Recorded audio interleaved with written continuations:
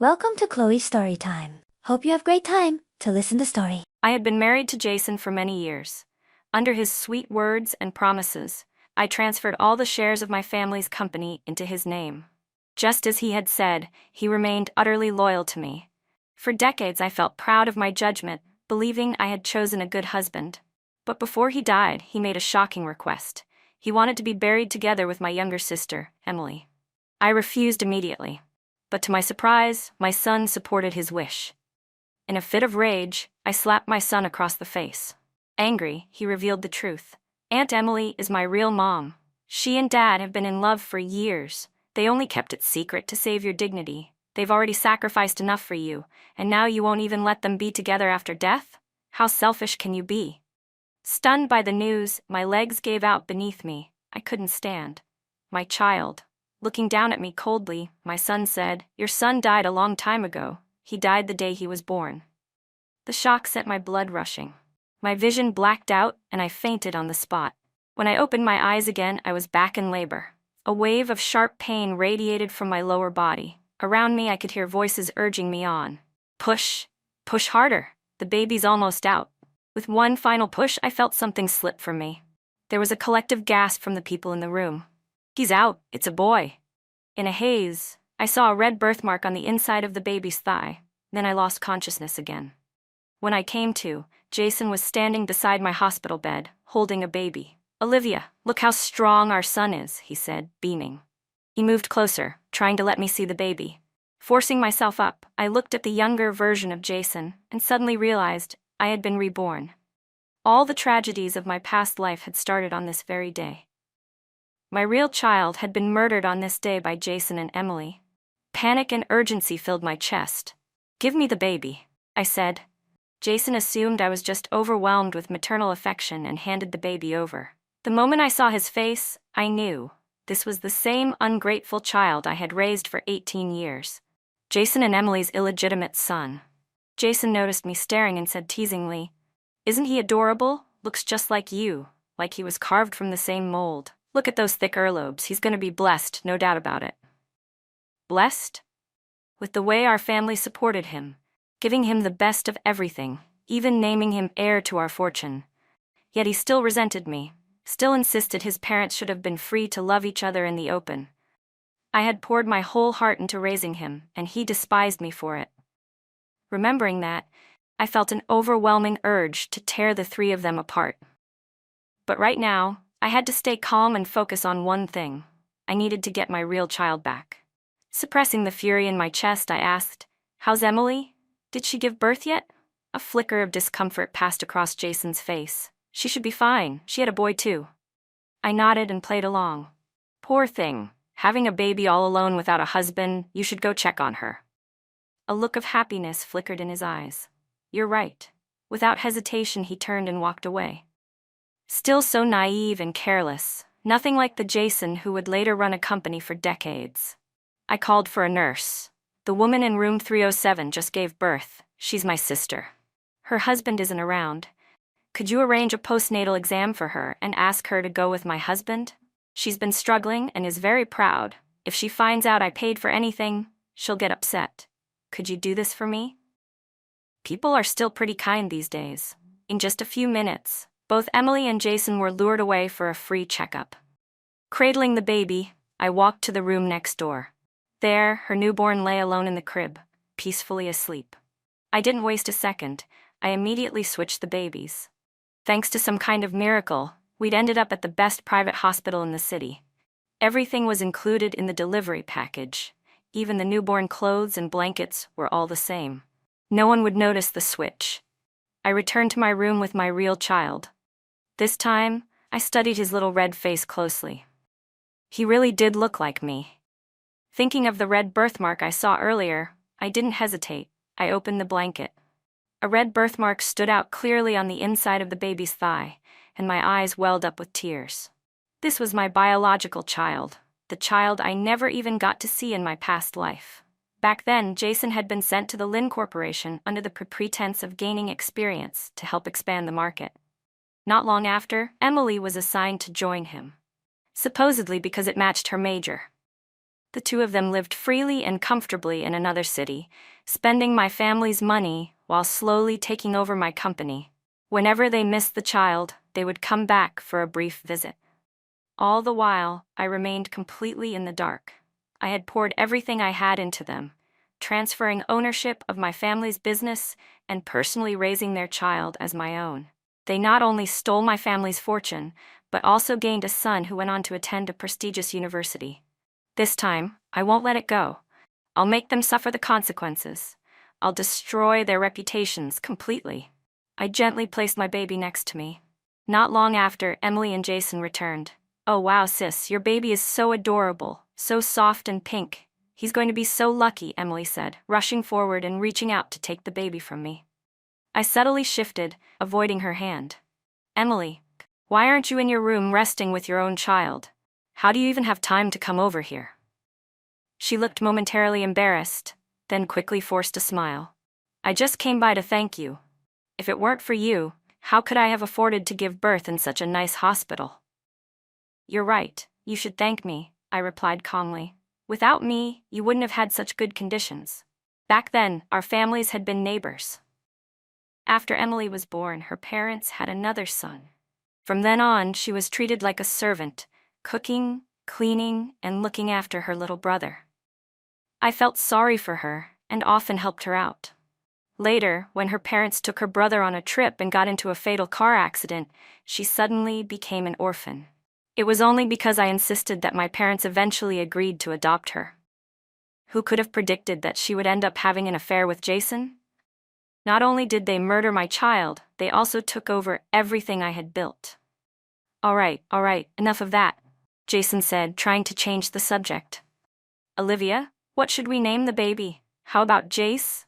Jason had actually prepared several names during my pregnancy, and Jace was the one he kept mentioning to me, over and over again. Jace, it sounded a lot like Jacey, Emily's nickname. It was clear that Jason's feelings for Emily ran deep. He even wanted her name to be a part of our son's. I flat out rejected it. I gave the baby only a nickname, Andy. I told them his formal name would be left for his grandfather to decide. Jason looked displeased. "Didn't we agree that we'd pick the name together? Why trouble your dad? I've put a lot of thought into the name Jace." But I had already made up my mind. A name lasts a lifetime. It's worth being cautious. My parents have more experience than we do. Naming their grandchild won't be a problem for them. The moment I invoked my father's authority, Jason couldn't say another word. In my past life, we had agreed that the child would take my last name. But as soon as the baby was born, Jason had rushed to register the birth, naming the child himself. By the time my parents returned from a business trip, everything was already finalized. For the sake of my happiness, they swallowed their disappointment in silence. But this time, I won't agree to that. Let's see how he plans to make the baby take his name now. Emily didn't look too happy either. After all, she had come up with the name together with Jason. Her voice took on a sour tone. "If your parents pick the name, of course they'll dote on the child." I gave her a cool smile. "My family always cherishes its own. Emily, you'd better take care of yourself and your baby. After all, he's fatherless now." My tone was deliberately flat. At the mention of her child, Emily didn't even try to hide the disdain in her eyes. That kid had no luck at all. I went through so much pain to bring him into the world, and the moment I came back from the checkup, he was already rejecting me. My heart trembled. It had been so close. If I had hesitated for even a moment, if I hadn't sent them away in time, it would have been my baby who died. Cold sweat trickled down my back. Yet these two, standing in front of me, could speak of the child they had supposedly just lost without a trace of sorrow. I still couldn't help but ask, "Did he really die?" Emily nodded firmly. Who would have thought that little debt collector of a baby was so fragile? So he died. Let him die. There wasn't a hint of sadness in Jason's eyes. I snapped. "He was just a newborn. You didn't take proper care of him and you still have the nerve to say that?" For a second, Emily's face flashed with resentment. "I didn't expect that to happen either," she muttered. Jason tried to smooth things over. "Olivia, now you've got to give our child your full attention. He's our family's only hope now." Emily chimed in quickly. "That's right, Jason. He's the first grandchild of our generation. You have to raise him well." I didn't respond. I just looked down at the baby in my arms. In my past life, I'd assumed Emily had poured her attention into my son only because she was grieving over the loss of her own. But now I knew the truth. It was far more disgusting than I ever imagined. When it looked like they were about to keep talking, I lifted my hand to cut them off and ordered them out of the room. Quietly, I found a care assistant and asked him to go to the morgue and check if there was a recently deceased newborn. Sure enough, he came back with the answer I expected. A newborn baby boy had died. Apparently, the mother had left him alone in the hospital room to go for a checkup. And in the meantime, the baby had flailed and accidentally pulled the blanket over his head, suffocating to death. I paid the assistant a generous hush fee and made him swear to keep silent about what he had seen. I pushed my baby slowly through the hallway, taking a walk. To avoid running into Jason and Emily, I took the long route through the other wing of the hospital. But even so, I still ran into them in one of the stairwells. Emily was sitting on Jason's lap, arms wrapped around his neck, kissing him deeply, not wanting to part. She buried her head in the crook of his neck, panting softly. "Jason, that child, he was your son after all. Don't you feel even a little sad?" she whispered. Jason tapped her nose and smiled. "Silly girl, if I cared about him, would I have taken care of him myself? Only the ones you give birth to are my real children. Olivia isn't even worthy of bearing my child." Then he laughed. "Just thinking about how she's going to pour all of the Leon family's wealth into raising our baby makes me so damn happy. I'll head back to Riverdale in a few days, and I'll arrange for you to transfer there too. Once we're there together, no one will get in our way anymore." Emily giggled and kissed him again. I was absolutely sickened by what I'd just heard. Quietly, I pushed the stroller and turned back toward the room. When I got back to the nurse's station, I picked up the phone and immediately called my parents. My parents were among the first wave of entrepreneurs during the 1980s economic reforms. In just a few years, they built a substantial fortune. They once tried grooming me to take over the family business, but I found it boring and refused to get involved. Left with no better option, my father started looking for a reliable successor within the company. And that's when he found Jason. Jason was an orphan, but he was hardworking and ambitious. My father watched him closely for 2 years, convinced he was dependable, and finally introduced him to me. At the time, I didn't have a boyfriend, and since Jason came highly recommended by my father, I figured I might as well give him a chance. Who would have guessed he'd betray me with Emily? But this time, I'm going to destroy every one of their schemes, and they're going to pay for it. First thing I did when I got home was dig out the marriage certificate.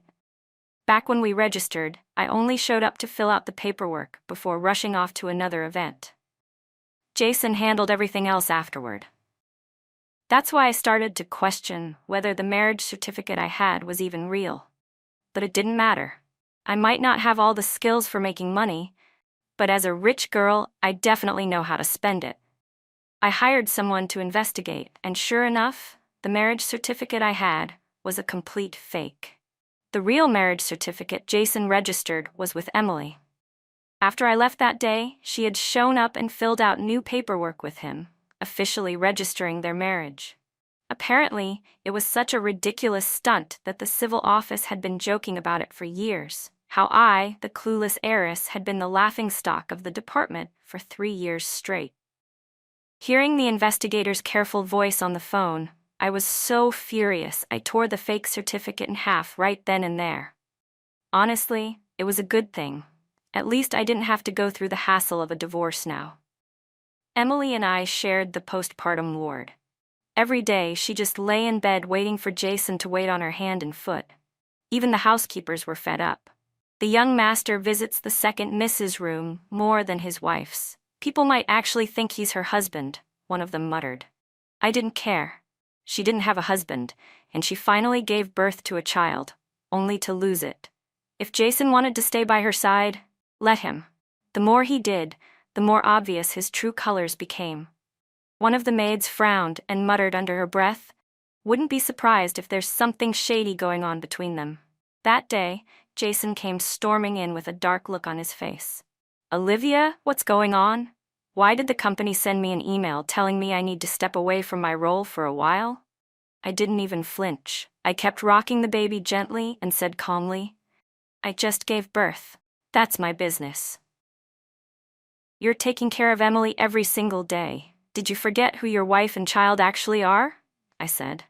Isn't it completely normal for the company to give you parental leave? Pregnant women get 6 months of maternity leave. You can't even take 1 month? I knew exactly what Jason cared about most. At that moment, I was sure he feared I was genuinely jealous and angry, and that my father might destroy his career over it. So before that could happen, he'd absolutely do everything he could to keep me happy. He tried to explain himself. I only gave her a little more attention because of you. Besides, you have the nanny helping you over here. I couldn't really get involved. Well, now you can, I said. You can take full responsibility for the baby, so I, the one who just gave birth, can actually get some rest. Fine, he said quickly. I'll take over from now on. You just focus on your recovery. It's almost time for the baby's 1-month celebration. By then, you'll be all healed and looking fabulous.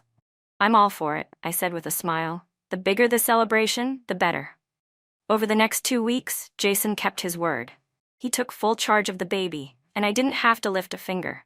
Emily, clearly annoyed, couldn't help but grumble whenever she saw me. Sis, since when do men take care of babies? People will laugh if they hear about this. As I continued with my postnatal exercises, I said casually, so what if a man takes care of his child? Isn't he the father? And besides, in my family, it's the men who raise the babies. You'd better learn that now. Don't go marrying a man and spoiling him into uselessness.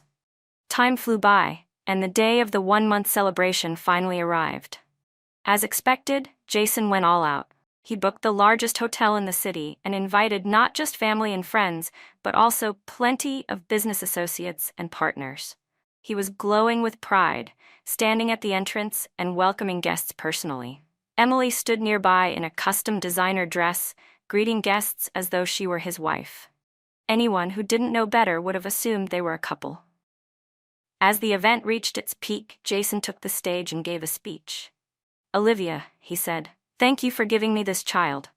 I promise I'll work even harder from now on to provide a better life for you and our baby, and to build a future full of prosperity. I'm leaving our son in your hands. I know you'll raise him into someone extraordinary. Emily quickly followed up, grinning brightly. Don't worry, sis. I'll be a great support to Jason and help make sure he stays focused. Then she added with a playful smile, you can count on me to keep an eye on him. The guests below clapped and cheered. That's the spirit of a true man, someone shouted. A man should focus on his career, and with a sister-in-law like that watching over him, Jason won't dare mess around. My parents looked absolutely livid. I turned to them and smiled calmly, patting them both on the shoulder to reassure them. Jason, high on all the praise, was grinning from ear to ear. Family members gathered around the baby, complimenting him. What a cutie. He looks exactly like Olivia did when she was a baby. Even my mom chimed in proudly. That's what I've been saying. But your father insists the baby looks like him. Emily's smile faltered, and she couldn't help stepping in. I don't know. To me, he looks more like Jason. The mouth and nose, it's like they were made from the same mold. A few of the relatives gave her awkward looks. I just smiled without saying anything. Just then, the baby started crying. Emily rushed over, took him from a guest's arms, and felt his diaper. He's wet, she said, waving the nanny over to bring a clean diaper. But the moment she opened the diaper, she let out a sharp, panicked scream. I immediately stepped forward and pushed her aside. Jason hurried over too. What's going on? Why are you yelling? You'll scare the baby. Emily, her face pale with shock, pointed at the baby. Her voice trembled with fear. He has a red birthmark on his thigh. Everyone turned, startled by her outburst. But when they saw what she was talking about, they relaxed. It's just a birthmark, one of the relatives said with a laugh. That's a sign of good luck. This kid's going to live a blessed life. Jason's expression changed drastically. He rushed forward to get a closer look. Even though he'd been taking care of the baby lately, he'd never really paid much attention beyond basic needs.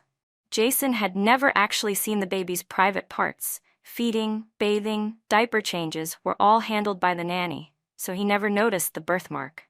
Emily didn't believe it. She stormed forward and dug her fingernail into the red birthmark, trying to scrape it off. The baby winced and started crying in pain.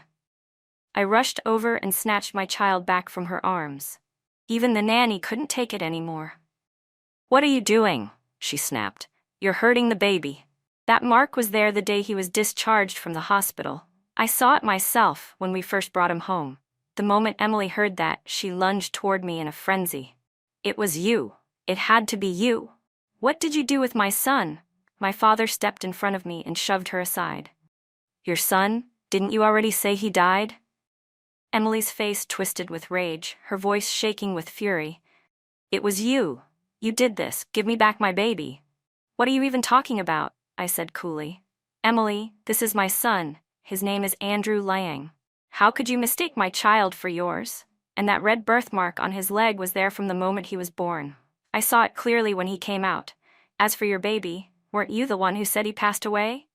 I even felt bad for you," I continued, thinking how hard it must be to lose a child. "I hired people to take a photo for you, even arranged for a proper burial for that poor little one. But just because you're grieving doesn't mean you can claim my child as yours." Emily clutched her head and screamed, "No, no, no, it's not possible. Your baby was supposed to be the one who died."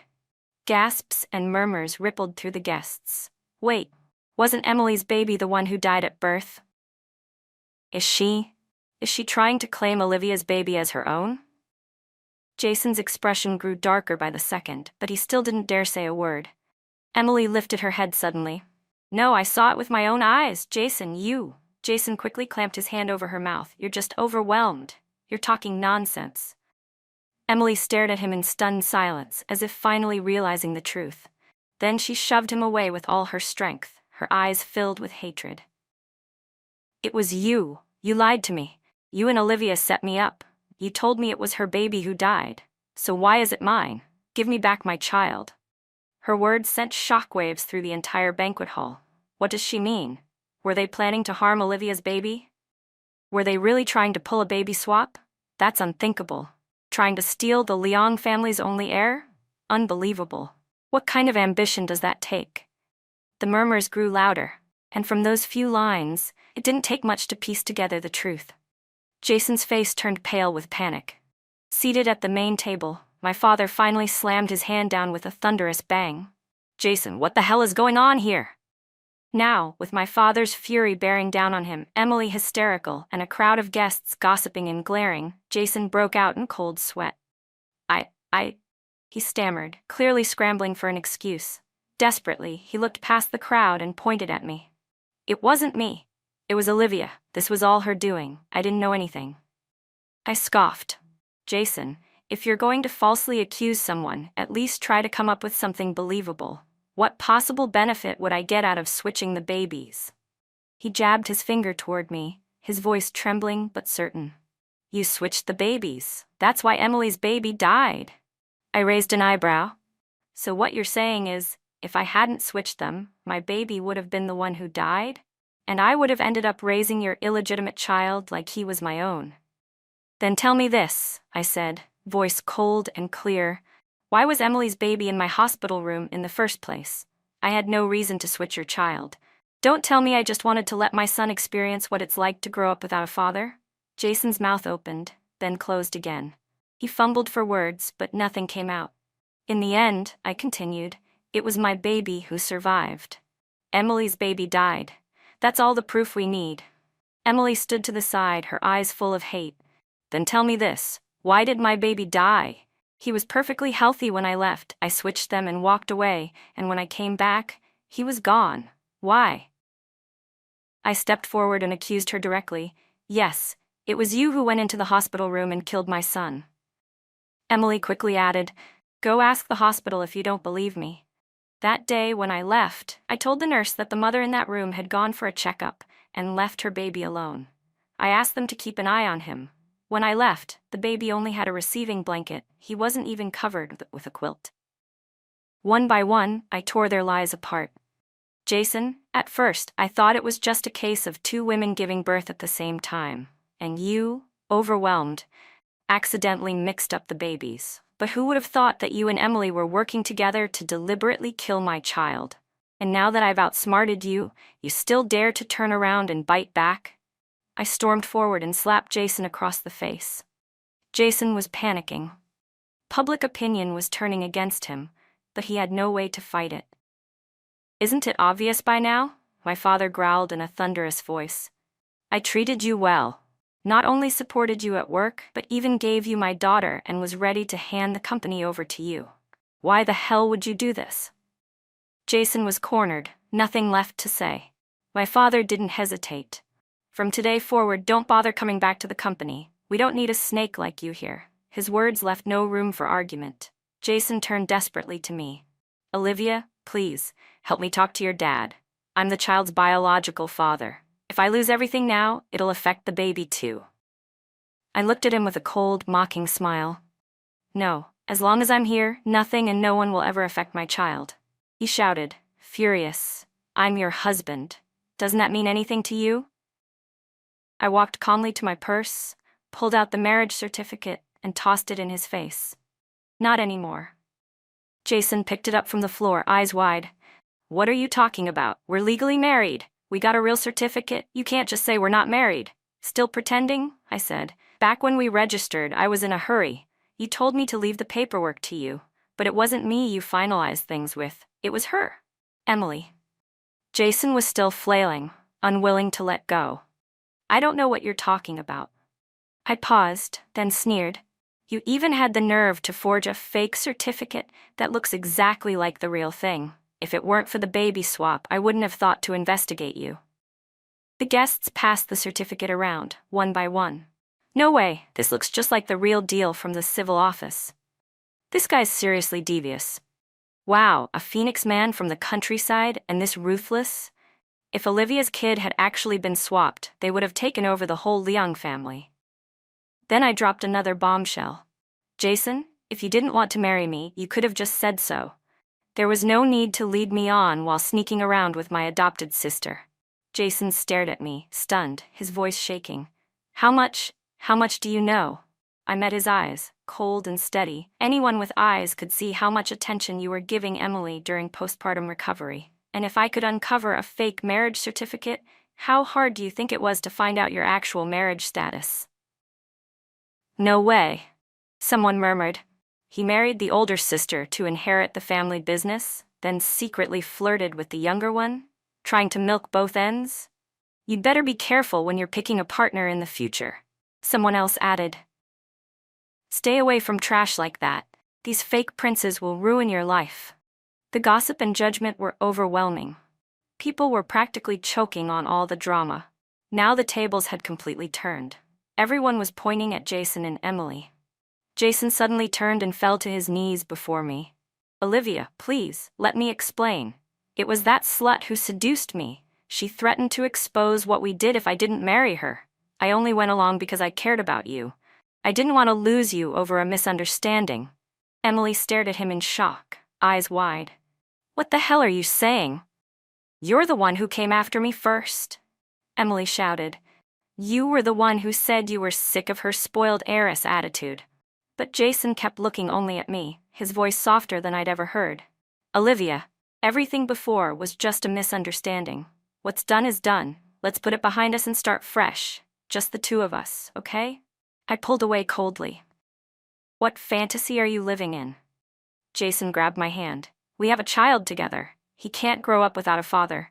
Do you know how damaging that is for a child? I yanked my hand free. A father like you is worse than none at all. Still, Jason refused to let it go. He kept trying to shift the blame entirely to Emily. Don't worry. I'll divorce Emily right away. I'll marry you officially. I swear, there won't be a next time. You're the only woman I've ever truly loved. Emily couldn't take it anymore. She launched herself at Jason, clawing at him as the two of them broke into a full-on brawl. They grabbed at each other's hair and clothes, shouting insults. Emily's accusations became more and more vulgar, and from their words, the truth became undeniable. The guests, already overloaded with gossip, were now devouring every word like spectators in a drama. No one could believe what they were witnessing, a man who married one sister to gain power while seducing the other behind her back. A gold digger like Jason was beyond anything they'd ever seen.